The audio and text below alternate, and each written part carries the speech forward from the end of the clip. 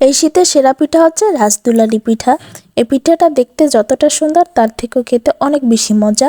আশা করছি এই পিঠার রেসিপিটা আপনাদের কাছে অনেক বেশি পছন্দ হবে। প্রথমে আমি একটি বাটির ভিতর 1.5 কাপ শুকনো চালের গুঁড়া দিয়ে দিব আর আধা কাপ আটা দিয়ে দিব, মোট 2 কাপ হবে। এখন এটাকে ভালো করে মিশিয়ে নিব। আমি আটাটা দিয়েছি কারণ পিঠাটা বানানোর সময় যেন না ভেঙে যায়। আপনারা চাইলে আটাটা নাও দিতে পারেন। এখন আমি পাতিলে 2 কাপ দুধ দিয়ে দিব আর 1 কাপ পানি, মোট 3 কাপ হবে। এটা দিয়ে জাল করে নিব আর এর ভিতর একটু লবণ দিয়ে দিব।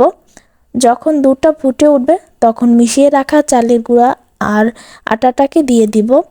সবগুলোকে মিশিয়ে নিব আর চুলার জাল একদম কমিয়ে 5 মিনিটের জন্য ঢাকনা দিয়ে রাখবো। 5 মিনিট পর এটাকে একটু মিশিয়ে নিয়ে উঠিয়ে ফেলবো আর ঢাকনা দিয়ে ঢেকে রেখে দেব।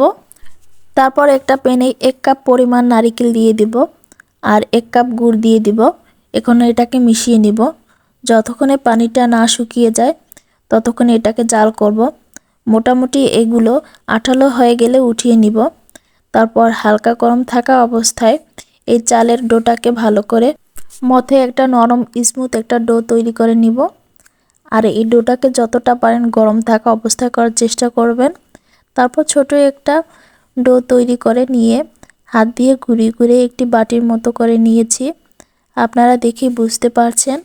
এখন শুকনা নারকেলগুলোকে এই পিঠার উপর ঘুরিয়ে ঘুরিয়ে লাগিয়ে নিচ্ছি। এখন নারকেলের যে পুরটা তৈরি করে রেখেছিলাম সেটাকে এর ভিতর দিয়ে দিব। সবগুলোতে দেওয়ার পর এর উপরে একটা করে কিশমিশ দিয়ে দিব। আপনারা চাইলে বাদাম কুচিও দিতে পারেন। কিশমিশটা দিলে দেখতেও সুন্দর লাগে এবং খেতেও ভালো লাগে।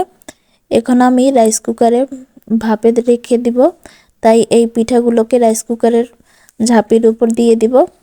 তারপর এটার উপর একটা ঢাকনা দিয়ে দিব। প্রায় 20 মিনিটের জন্য জাল করে নিব। 20 মিনিট পর ঢাকনাটা খুলে নিচ্ছি। এখন এই পিঠাগুলোকে উঠিয়ে নিব। পিঠাগুলো কিন্তু অনেকটাই ফুলে উঠেছে। এখন এই পিঠাগুলোকে গরম গরম পরিবেশন করে নিচ্ছি। এই পিঠার রেসিপিটা কেমন লাগলো অবশ্যই কমেন্ট করে জানাবেন। আর এই শীতে পিঠাটা বাসায় ট্রাই করবেন। বাসার সবারই এই পিঠাটা পছন্দ হবে। আজকের মতো বিদায় নিচ্ছি। আল্লাহ হাফেজ।